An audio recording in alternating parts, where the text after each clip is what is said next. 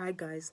So if you've always wanted to trade but you have a full-time job and you don't know how to blend the two together, that's going to be the focus of today. And I wanted to also share because that's the experience I'm currently going through. I'm now full-time studying for the bar exam.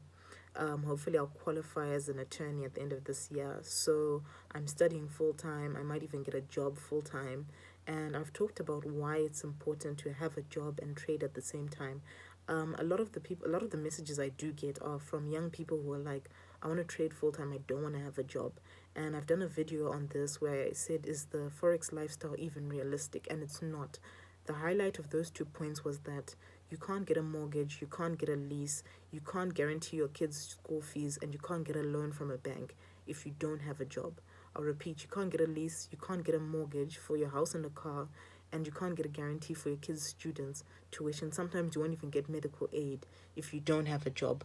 Unfortunately, even if you're profitable, you're consistently profitable, you're trading other people's money, they don't care. If you don't have a job with guaranteed income, you're not going to get any security or any credit. That's just it. So if you're gonna buy a house, you're gonna have to raise the whole 3 million. You're gonna have to make 3 million from your trading.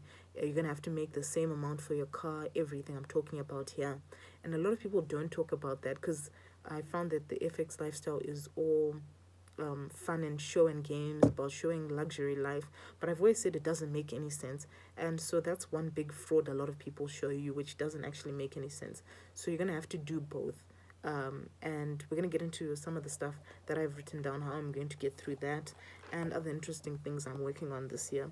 So we've talked about the reality, and then there's also a thing I've noticed, which is that the best performers I've seen are those who do things other than full-time trading, and that may include education, teaching, speaking, writing books, doing producing content, doing other things other than having a full-time trading career. So when they say I'm doing full-time, a lot of the times YouTube is their full-time. They don't tell you that, but a lot of the times YouTube is their full-time job. And even with some YouTubers who, I know someone who's an essay who's doing really really well on YouTube. She does a commentary YouTube channel, and she couldn't even get a mortgage for a house, even though YouTube is her job. And so you'll find you'll go through the exact same thing. And so her husband had to take out the mortgage, and she had to give him the money so that they could buy the house. So you need, in order to improve your performance, you need something to distract you. It seems counterintuitive, but it's true. If you are doing it full time and just staring at your screen the whole day, chances are you're going to get into bad trades that aren't even part of your strategy. You're going to start moving your stop losses, adding more positions you shouldn't be in. You're going to start seeing things that you shouldn't even be seeing. You put a lot of strain on your eyes, and essentially, we got into this for freedom, and now you're glued to your screen. So essentially, you now have the same full time job you wanted to avoid, you now have it again. So it doesn't make any sense when you're babysitting your trades. You actually perform worse than if you had other things that you're doing. When you enter a trade, you manage your risk, you get involved in other things to distract you for the day, you have a good performance. So here's my strategy. I'm going to do technical analysis on weekends, which is something I've always done. I'm going to stick to the pairs I've listed. Those volatile pairs, those are the ones that have stuck with me for a long time. I'm going to stick to those. I'm going to trade less and hold the pairs for a long time, which is something I've always done, but I'm probably going to hold on for longer and longer while I'm doing other things. I also want to get involved in other business ventures, which I'm going to get into in the next webinar. We're going to get into that. And then I've been learning like some programming languages, Python, HTML, C++. I've been learning those so that I can sort of integrate everything with its legal work, with its trading, with its anything. I feel like you can always add that to whatever career you're doing. So with legal work, it's like smart contracts.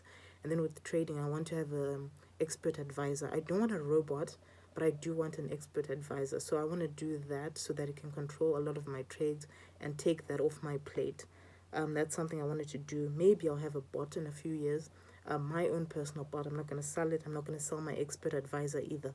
But I'll share you the stuff that I'll add onto it and how I've created it. I'll share that stuff. I want to add more commodities. So like sugar, coffee, cotton, wheat, maize. I want to add more oil. Like I've never actually done oil. I want to learn oil. I want to learn silver. Not cryptos because that's just too volatile for me. But like commodity silver and gas is something I really want to add. Um, and then brainstorming business ideas. A lot of the times now, I'm just brainstorming business ideas, and I want to register my first company.